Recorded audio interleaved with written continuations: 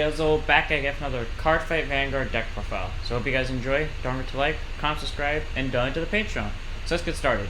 I have no idea when this video is going to go up.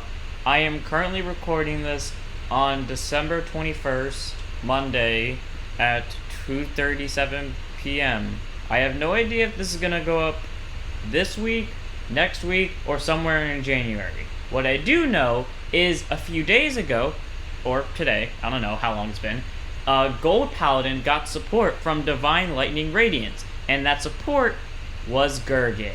And if you don't know anything about me, if you look at the name of my YouTube channel and my icon, half of my name is Ezel, and the other is a picture of Ezel. So, obviously I'm a gold main. So when I heard Gurguits were coming out, that was my important part. Now I have yet to buy this deck because it would blow up my wallet, but I still got my deck profile. So I want this to be clear before I get started. My deck is different from everyone else's, to my knowledge. This deck is built differently. It's built to suit me, not built to suit the meta, not built to suit anyone else. If you like this deck, you can try it yourself. I don't know if you like it, but I like the way it's built my way, so do as you wish. So let's get this started, and hopefully my keyboard just doesn't stop working halfway through.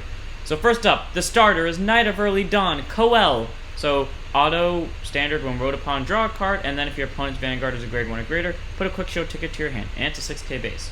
So you know, standard, draw a card, get a quick shield, just really helpful. I remember that, I still have my Gurguit deck lying around here somewhere, that my Gurguits were a long time part of my Gold Paladin selection, and it would always be the one I would use in Striding, even if it was just mainly the Trial deck up until the end of Stride.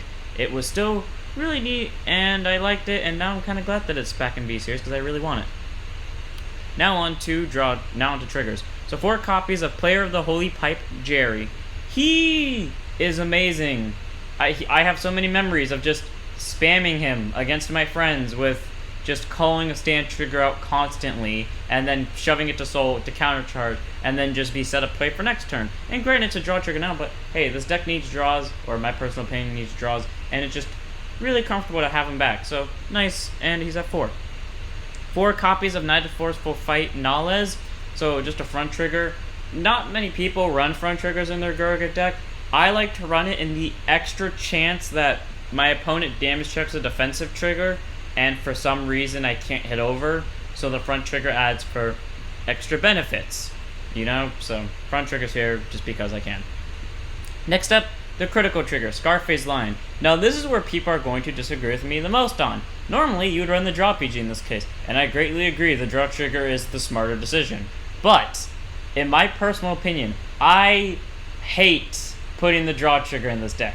I don't know why. My only thing is that if a card used to support something back in G and it got retrained into V, if the other card that supported is in V, I'm putting them together in the same deck whether it makes synergy or not. Hence, Gurguit and Scarface Lion. Scarface Lion used to be a support card only useful to Gurguit. And what do you know? Gurguit's in V-Series. I'm putting this in whether people like it or not. It's how I play the game, and it honestly is what makes me feel comfortable, and it's fun doing so. And, you know, having that extra crit really helps just beat the crap out of your opponent with criticals, especially with all the power and then the extra chance of force. So, really good, and it's a 30k shield, so 4 copies. And then finally, 4 copies of Pelron, the heal trigger. So it was either this or Elixir Sommelier, and this one was cheaper by 5 cents. So she wins. I honestly didn't care what shield trigger I got. And you know what, it came out in the new set, and despite the fact that this is the only trigger that isn't new, it's might as well make it as new as possible. On to grade 1s. 2 copies of Listener of Truth, Din Drain. 7k base, 10k shield, auto graveyard circle when placed by card abilities, Soul Blast 1, and either draw a card or countercharge 1 and this unit gets plus 3k till end of turn. So this deck has no soul problem whatsoever. You should never have a soul problem. You can easily spam this. And the reason why it's at 2 is, from my experience of playing the deck, either my opponent doesn't live long enough for me to countercharge, or for it to actually matter to countercharge, or I countercharge every time I counterblast, so I never have a counterblast problem. Point is, the game doesn't last long enough for me to actually spam counterblast and for it to have a problem. and because the deck has so much soul, it doesn't really affect me very much. So she's only here at 2, but she can be useful because she can give you that extra draw just in case you need it, but normally it's here for the counter charge and plus 3k. But that draw is still good in the off chance that I can't counter charge. I used that draw skill once. In my whole time of playing Din Drain in every gold Paladin deck that I own, I've only used that draw skill once. And in Gurguit, it was that one time. So that answers the question of how important countercharging is to this deck. But still 2, because it could always come in useful. Next up, 4 copies of Knight of Viality, Brenniless. So 8k base, auto rearguard circle. When your grade 3 or greater Vanguard is placed, put this unit to soul, draw a card, and call a card from hand to rearguard. So this deck basically focuses on just spamming out rearguards by effect as much as possible. This is part of the reason why this deck will never have a soul problem, ever. Call this down while you're at grade 1 or 2 is just an early rush card. Shove it to soul later, get a free call, and you benefit off it thanks to Gurgit's skill. Even if you can't benefit off of Gurgit's skill, say you had counterblast and you needed countercharge, didn't drain. Say you needed a grade 2 that can also countercharge. It's in this deck, I'm just not willing to show it right now. But either way, it's really helpful. It can get off Gurgit's effect easily, and it can just get you a free draw and possibly technically a top deck. So really nice grade 1, 4 copies, and he's cheap. He's like 10 cents. Next up, 4 copies of Literal Battler, Tron. 8k base, auto rearguard circle, 1 placed, counterblast 1, and this unit gets plus 5k till end of turn. It's immediately 13k base, so it can hit force numbers, which I just find really fun. And then auto Vanguard or rearguard. When its attack hits a Vanguard, if your Vanguard's grade less than your opponent, and I'm pretty sure that's in Router where it's supposed to be equal as well. So if it's less than or equal, look at the top card of your deck and call it to rear. So that's really helpful. It can get you more attacks if your opponent decides to let it hit, and if they don't let it hit, then they have to guard it. And that's just what I love about it. If you know me, then you know that I like running cards that have on hit effects, because even if they fail to hit, this is forcing your opponent to guard something that they normally wouldn't guard. And I like doing that. I like to counterblast starve my opponent. I remember the time where because I spammed 7Cs against my friend, I remember the time where I actually scared him to now every time when we're at grade 2, unless I get a trigger, he'll actually guard every attack that it can get me a treasure marker, because he doesn't want me doing to him what I did the first time we played 7Cs, where I kicked his ass in the most brutal way possible. So I like doing this. It's fun and it makes your opponent do very stupid things. 4 copies. And the last grade 1, 4 copies of Sunrise Ray Knight Jeffrey. Now I understand to some people that he's not really useful because he's mainly just an odd place on Vanguard Circle. But I know my luck with cards. And I also like him because, once more, he used to support, or he not necessarily used to support Gurguit, but he was a part of the Unite, which is Gurguit indirectly, so he fits the bill. So anyways, 4 copies, here's the skill. Auto Vanguard Circle, when placed, look at top 7 cards of your deck, reveal it to one Sunrise Ray Knight Gurguit or Knight of Springs like Paramore from among them, put into your hand, and shuffle the deck. And then auto Rearguard or Guard Circle, when placed by card abilities, it gets plus 5k shield / 5k power. So, really good. It's either a 15k shield on guard, or it's a 13k base on rear when called by abilities. And this deck can easily call stuff to rear by abilities, and it can call stuff from deck 2 by abilities. So, all around, really good card. 4 copies. He helps with guarding, honestly. Crap, my keyboard stopped working. Okay, on to grade 2s. So 3 copies of Player of the Holy Bow Vivian. So now this is where more stuff will start being differed. And I know once I finish grade 2s, someone is going to say it in the comments, and I will give you a full explanation if you watch the whole video. So, 9k base, 5k shield, auto Vanguard or Rearguard, when placed from hand, counterblast 1 and soul blast 1, look at top 3, call a card from among them to rear, put the rest on the bottom, and it gets plus 3k. So, becomes a 12k hitter, and you get to call something from top 3. And you might be able to possibly loop it? I forgot if this deck has the ability to loop that. I forgot what the other... Oh, wait. Yeah, you can't possibly loop it. You can possibly get a good play out of it and continue it, and you could also just Din Drain them. So, all around, really helpful, really nice. 3 copies. And it's also cheap, because it's like 45 cents. Okay, now onto the grade 2 that can countercharge. Knight of Strong Favors, and I'm going to try not to butcher this name. Berengaria. I'm sorry if I butchered that name. So, 9k base, auto Rearguard Circle, when placed by card abilities, perform one of the following effects. Either Counterblast 1 to Soul Charge 1, or Soul Blast 1 to Countercharge 1. So, That's really good. You will never need to use the soul charge part. I promise you in my life, you will never need the soul charge. Because this deck has plenty of soul, and Din Drain ain't going to take up that much soul. This ain't going to take up that much soul. There was no way, well, except maybe Vivian actually, but there was no other way that you'll need that soul charge. I'd say like 1 in every 10 games you'll need a soul charge from this. And that's not even a guarantee. That's just me lowball. That's just me highballing, because you might not even need it. But the countercharge one, yeah, you're going to need that, because, like I said, the deck does do some counterblasting a lot. So having that, extra counterblast is helpful. Not like I said earlier, though, my opponent normally doesn't live long enough for it to go off, or I just do it as I'm counterblasting to the point where they just cancel each other out, so it never really becomes a problem to begin with. Either way, 4 copies, nice card in general. And this is the last grade 2. I repeat, last grade 2. There's no Agavale in this deck. There's no Percival in this deck. I will explain why when I get off of grade 3s. So, Knight of Spring's Light, Parrymore. 9k base, by the way. Act Vanguard or Rearguard once per turn. Counterblast 1 and call a grade 2 or less from your hand to Rearguard and draw a card. And then auto Rearguard or Guardian Circle. When placed by card ability, gets plus 5k power / 5k shield to end of turn. So basically, same skill as Jerry. It's a 10k base, 10k guard, or 14k attacker, and you can get a grade 2 or less to field. Like say for example, you go into Gurguit, you get an Excel gift, you call Vivian, use her skill, get Parrymore from top of deck, use Parrymore skill, counterblast, call Din Drain, use Din Drain skill to draw a card for some reason, and then you go call a grade 2 and then swing with stuff. Basically, you can do combos with this, and it's really helpful. So, 4 copies. And now on to grade 3s. So we got 2 grade 3s, 4 copies of Knight of Flying Rings, Edmund. So 12k base, Excel gift. That's why he's here. That is why he's here. That is the main reason why he's here. Like 70% of the reason why he's here is because he's got an Excel gift. So if you have to ride him, it's not the end of the world. And then auto guard circle. When placed, if your Vanguard's grade 3 or greater, this unit gets plus 10k shield. And then auto rear guard circle when it attacks. Put another rear guard into your soul. It gets plus 10k to the battle. And at the end of the battle, return this to hand. That's why it's here. So 70% because of the Excel gift, and then 30% because of its actual skill.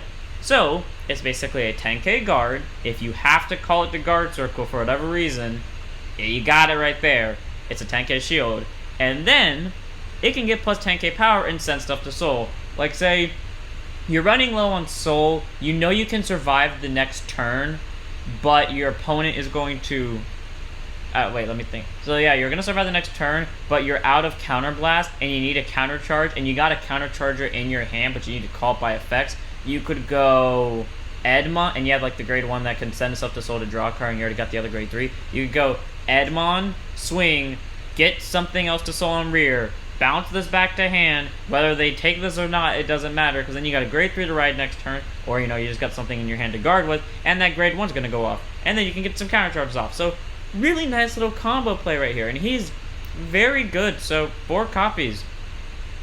And the last grade 3, the MVP, and the whole reason why I'm even doing this in the first place, Sunrise, Ray Knight, Gurguit. Now, I just want to say something before I get onto the skill. I love this thing's art. It looks so fucking cool. Ignore the double period over there because that was an accident. It looks so cool. He's got a Pegasus right there. He looks so he's got skinnier. He's got a sword that's covered up by the text box, unfortunately. Dude, that thing looks beautiful as all hell, and I love it. I am actually crying right now because it's beautiful as all fuck. So, let's go ahead and read his skill. 12k base and grade 3. So continuous Vanguard circle. During your turn, if your opponent's Vanguard is grade 3 or greater, this unit and all your units placed by card abilities this turn get plus 5k for each of your additional rearguard circles. So that's really nice. So to start off with, so to go off with all of this, that means by getting 1 Excel gift, this unit, if your opponent's at grade 3 or greater, gets plus 5 for each Excel gift and all your units called by effects. So let's say you have the grade 1 in the back row, and you go ride Gurguit, skill up the grade 1, shove it to soul, draw a card, and also get the Excel, and then draw a card from that if you pick Excel too. Let's just say you call Vivian from Z skill. You use Vivian skill, Counter Blast 1, Soul Blast 1, top 3, call Parrymore, I guess, send 2 back, and then Vivian gets +3, then skill of Gurguit, Vivian also gets +5, Van gets +5, and so does Parrymore. Then Parrymore's skill, Counter Blast, draw, let's just say it's Din Drain, Counter Blast, call Din Drain, then draw, and Din Drain's skill, the Soul Blast, the Counter Charge, she gets +3, then she gets another 5, and Parrymore also gets another 5 because he was called by effects this turn. So, really nice grade 3, and that's only with 1 Excel gift, so it stacks too, so beautiful card. Amazing, but that's not the only skill.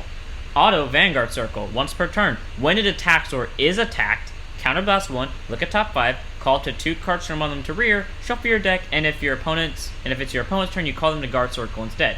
So that's normally when you want to hit those Parrymores or Sunrise Knight, what's his name, Jeffrey, or the grade 3. So either way, Parrymore's a 10k shield when called by effects from deck, or just 10k shield in general.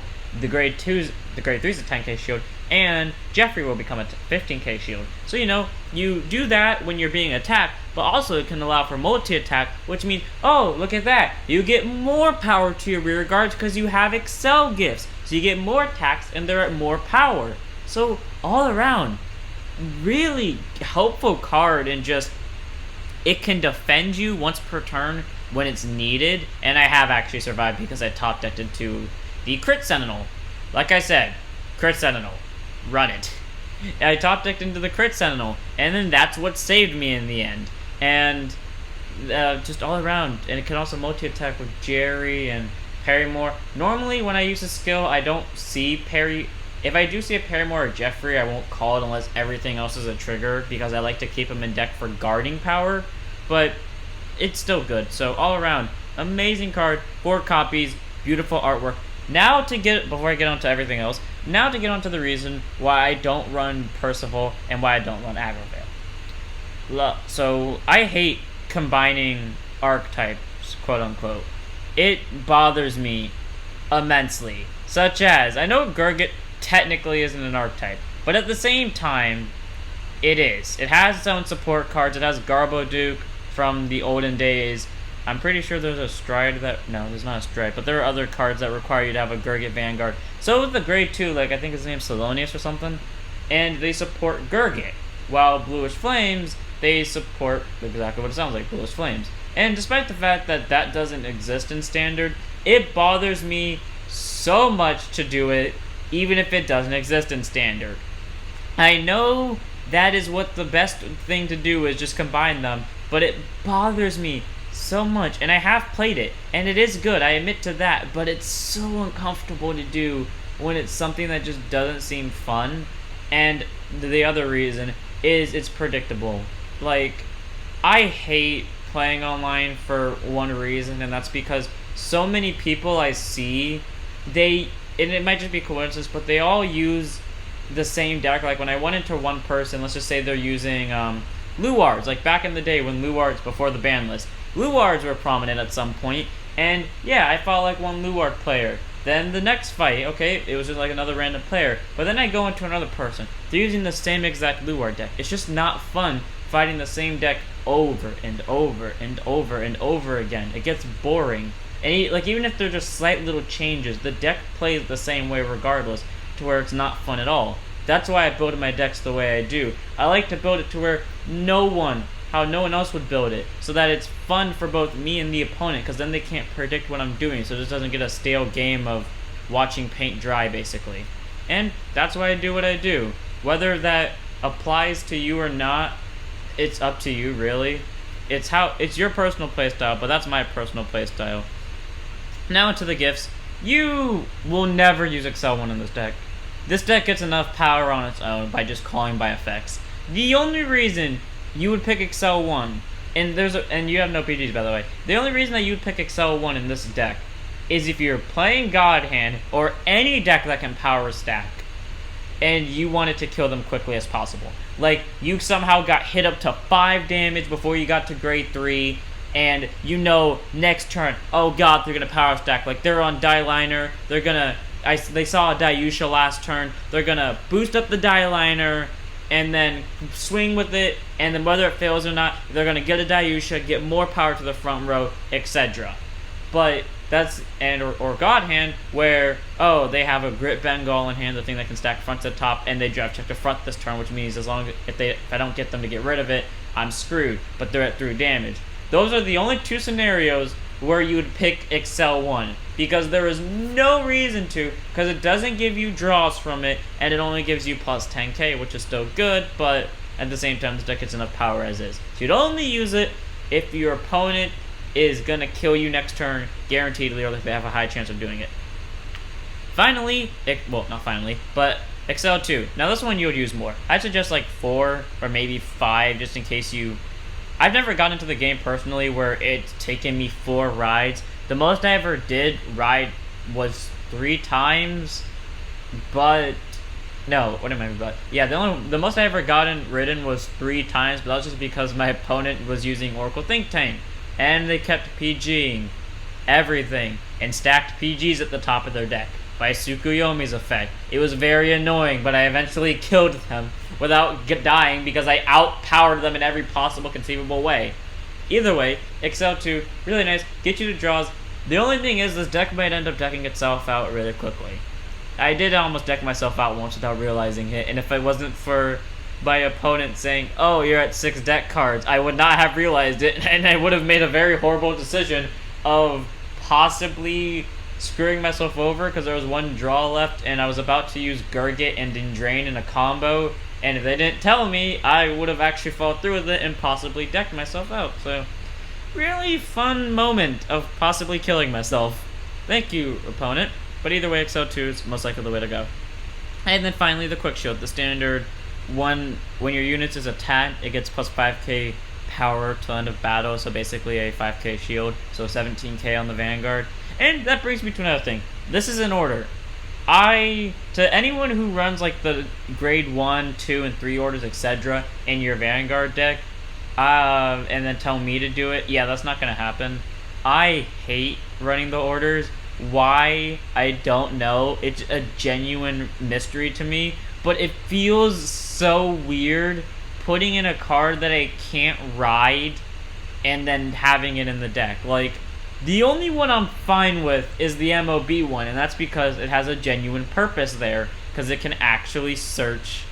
So it can actually search Blaster Blade, MLB, and Blaster Dart.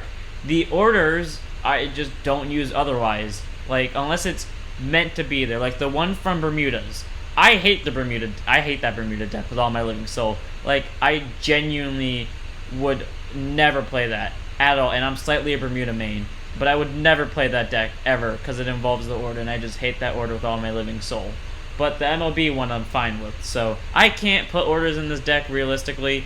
If you want to use this deck, do it as you wish. This is my build. It's what makes me feel comfortable playing the game. I like to play the game for fun, and I like to play it unpredictably so it doesn't get stale for both me and my opponent. Well, I hope you guys enjoyed. Don't forget to like, comment, subscribe, and donate to the Patreon. And if you ever want to play me in area so you can test out a deck, or you want to test out or you want to just fight me in general for whatever reason, you can find me an area at some random point in time, or just set up an appointment so I know when to show up, and look for the name Karibo Level 8. Everything will be explained why I'm called Karibo Level 8 if you actually choose to take me up on that offer. Either way, I hope you guys enjoyed. Don't forget to like, comment, subscribe, and donate to the Patreon, and I'll see you on the next one. Don't forget to stand up your Vanguard.